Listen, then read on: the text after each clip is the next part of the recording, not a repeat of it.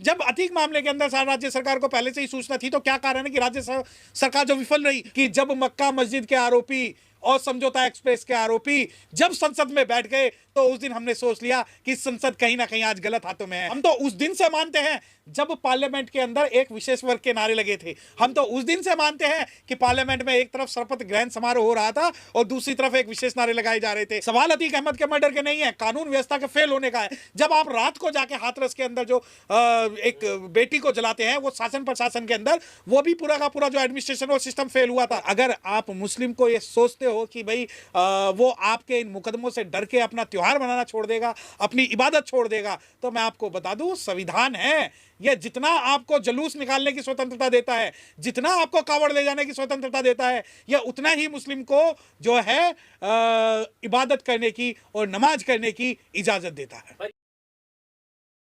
सत्यपाल मलिक ने बयान दिया है, कहा है कि आज देश बहुत गलत हाथों में है। क्या आप भी मानते हैं? देखिए, हम तो जब से मानते हैं जब से एक विशेष विचारधारा जो है इस सत्ता पर हावी हो गई। हम तो उस दिन से मानते हैं जब पार्लियामेंट के अंदर एक विशेष वर्ग के नारे लगे थे। हम तो उस दिन से मानते हैं कि पार्लियामेंट में एक तरफ शपथ ग्रहण समारोह हो रहा था और दूसरी तरफ एक विशेष नारे लगाए जा रहे थे। हम उस दिन से मानते हैं जब उस पार्लियामेंट के अंदर पहली बार ऐसा हुआ कि शपथ लेने से भी कुछ जो सांसद थे उनको रोका गया। तो उस दिन से जब आप एक विचारधारा की बात करते हैं, और हम तो उस दिन से मानते हैं कि जब मक्का मस्जिद के आरोपी और समझौता एक्सप्रेस के आरोपी जब संसद में बैठ गए तो उस दिन हमने सोच लिया कि संसद कहीं ना कहीं आज गलत हाथों में है। ये वही संसद में वो लोग हैं जो जिन्होंने कभी बाबा साहब डॉक्टर भीमराव अम्बेडकर साहब को सम्मान नहीं देने दिया। और हम तो उस दिन मान गए थे जिस दिन बहन कुमारी मायावती को संसद के अंदर बोलने नहीं दिया गया था और उन्होंने जब इस्तीफा दिया तो उनका इस्तीफा ले लिया गया था। हम तो उस दिन मान गए थे जब हाथरस की बेटी को इन्होंने जला के मार दिया गया था। और आज भी मैं आपको बता दूं, हम तो इसीलिए आज ये कहता हूं कि जब हमारे एक वरिष्ठ आईएएस को जिन्होंने बिहार के अंदर जला के मारा, उस आईएएस के हत्यारों को आज जो है बिहार सरकार जब रिहा करती है तो हम मानते हैं कि ये सरकारें और सत्ता जो है गलत हाथों में है। हमने देखा सर कि 183 एनकाउंटर जो 2017 से 2022-23 तक हुए हैं यूपी में, उन पर एक याचिका दायर की थी सुप्रीम कोर्ट में। अब योगी सरकार की तरफ से वहां पे कैविएट दिया गया है कि बिना हमारा पक्ष सुने फैसला नहीं लिया जाए। देखिए, अगर योगी सरकार, ये तो एक लीगल प्रोसेस है कि सुप्रीम कोर्ट में कि बिना हमारा पक्ष किए हुए कोई भी एनकाउंटर जो है कोई भी एनकाउंटर दो तरीके से होते हैं, एक लीगल और एक इलीगल। लीगल एनकाउंटर जो है हम किसी भी गैंगस्टर का या किसी भी आतंकवादी का हम समर्थन नहीं कर रहे, परंतु एनकाउंटर में अगर राज्य सरकार अपना पक्ष देना चाह रही है तो वो चाह रही है कि वो तथ्यों के साथ मैनिपुलेशन हो। जब अधिक मामले के अंदर राज्य सरकार को पहले से ही सूचना थी तो क्या कारण है कि राज्य सरकार जो विफल रही। और मैं आपको एक बात बता दूं कि सिर्फ यहाँ पर सवाल अतीक अहमद के मर्डर के नहीं है, कानून व्यवस्था के फेल होने का है। जब आप रात को जाके हाथरस के अंदर जो एक बेटी को जलाते हैं वो शासन प्रशासन के अंदर, वो भी पूरा का पूरा जो एडमिनिस्ट्रेशन और सिस्टम फेल हुआ था। और जब आप सुप्रीम कोर्ट में कहते हैं कि हम जो है हलफनामा और हम कैविएट दायर करेंगे एनकाउंटर के मामले में, तो ऐसे एनकाउंटर के जो कई सारी जो है कमेटियां बनी हैं और आगे भी बनेंगी। परंतु ये बात ध्यान रखिए कि जितने भी एनकाउंटर भारत में हुए हैं उन सभी लोगों की अगर आप जाति और धर्म देख लेंगे तो आपको थोड़ी सी पिक्चर क्लियर हो जाएगी कि एनकाउंटर किस वर्ग का और किस समाज के लोगों का ज्यादा होता है। सर, अभी देश भर में ईद मनाई गई है, ये भी एक अहम मुद्दा है कि ईद के मौके पर लोगों पर मुकदमा इसलिए दर्ज हो जाता है क्योंकि उन्होंने सड़क पर नमाज पढ़ी थी। तो इस मामले को किस तरह से देखते हैं? ऐसे में जब सड़क पर दलील ये भी दी जाती है कि तमाम दूसरे धर्म के लोग जो है अपने अपने त्योहार शान शौकत के साथ मनाते हैं, कैसे देखते हैं? जलते घर को देखने वाले फूस का छप्पर आपका है, जलते घर को देखने वाले फूस का छप्पर आपका है, उसके पीछे तेज हवाएं आगे मुकद्दर आपका है। और मेरे कत्ल पे तू भी चुप था, तेरा नंबर अब आया। और तेरे कत्ल पे मेरे कत्ल पे तू भी चुप था, तेरा नंबर अब आया। और मेरे कत्ल पे तू भी चुप है, अगला नंबर आपका है। तो जब आप बुरी लगेगी आपके चैनल के माध्यम से बोल देता हूँ, बाबा साहब डॉक्टर भीमराव अम्बेडकर साहब की हजारों मूर्तियाँ टूटती हैं, हजारों।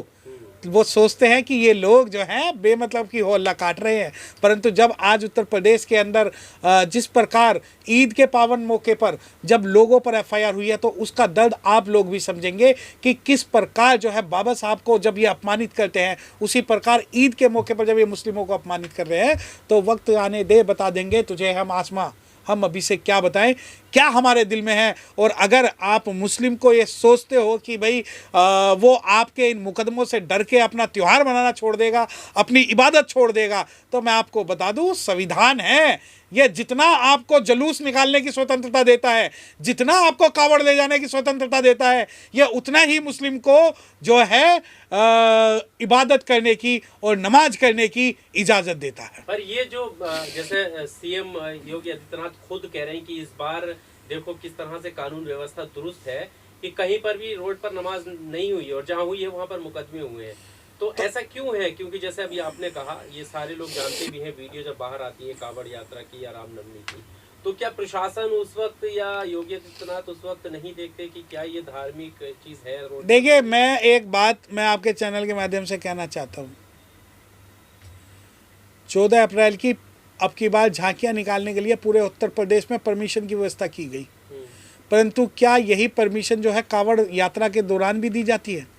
अब आप ये देखिए कि क्या नमाज पढ़ने के लिए भी सरकार की अगर परमिशन लेनी पड़ेगी, तो जितने भी आप जुलूस निकालते हो, जितनी भी चीज़ें सड़कों पर होती हैं, क्या उन सभी चीज़ों को अगर आप बंद कर दोगे बिना किसी जाति, बिना किसी धर्म के, तो हम मानेंगे कि आपने कानून व्यवस्था को बना दिया। परंतु कानून व्यवस्था ये नहीं है कि हाँ ठीक है मुस्लिमों के खिलाफ एफआईआर दर्ज कर दो या शेड्यूल कास्ट के खिलाफ एफआईआर दर्ज कर दो, क्योंकि 2 अप्रैल के जब आंदोलन हुआ था तो हजारों शेड्यूल कास्ट के लोगों पर इन्होंने एफआईआर दर्ज की थी और जिनका परिणाम हम आज तक हम भुगत रहे हैं। सर, अभी एक और उत्सव मनाया गया, उसमें हम एक तस्वीर, एक वीडियो वायरल आई जिसमें जो है बाबा साहब भीमराव अम्बेडकर की जयंती का पोस्टर लगा हुआ था जिसको गाली देकर के फाड़ा गया और वो वीडियो काफी वायरल है। देखिए, मैं बताना चाहता हूँ कि पूरे भारत में अगर सबसे ज़्यादा अपमान, सरकारी अपमान अगर बाबा साहब का होता है तो वो सिर्फ इस कारण से होता है क्योंकि राज्य सरकार जो है वो खुद इस प्रकार के असामाजिक और अराजक तत्वों को बढ़ावा देती है।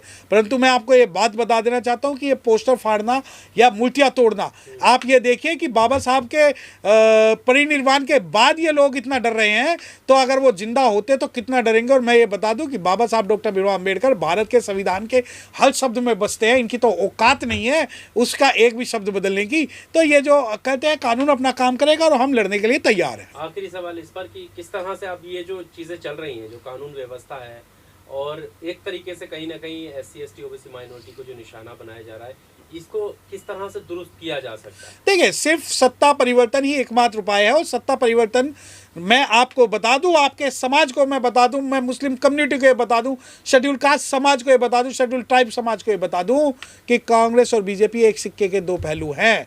एक मुद्दे को आगे बढ़ाता है तो दूसरा उसे जो है उसमें तूल देता है। तो इस प्रकार का जो सिस्टम है उसे बदलने के लिए सबसे ज़्यादा जरूरी है एक थर्ड फ्रंट की सरकार बनाना, जो कि संविधान को दायरे में रख के और इन जो दोनों नागनाथ और सांपनाथ का विरोध करके कानून का शासन स्थापित कर सके और संविधान का शासन स्थापित कर सके। हमें ऐसी सरकार बनाने पर ध्यान देना है, ना कि हमें ये इन छोटे छोटे मुद्दों पर लड़ना है। और मैं आपको बता दूं कि जो दलित मुस्लिम गठजोड़ है, दलित मुस्लिम जो गठबंधन है, अगर वो बनेगा तो मैं आपको बता दूं वो दिन दूर नहीं जब भारत के अंदर हमारी भी आवाज़ सुनी जाएगी और संविधान और कानून का शासन होगा। Subscribe now and press the bell icon. Never miss an update.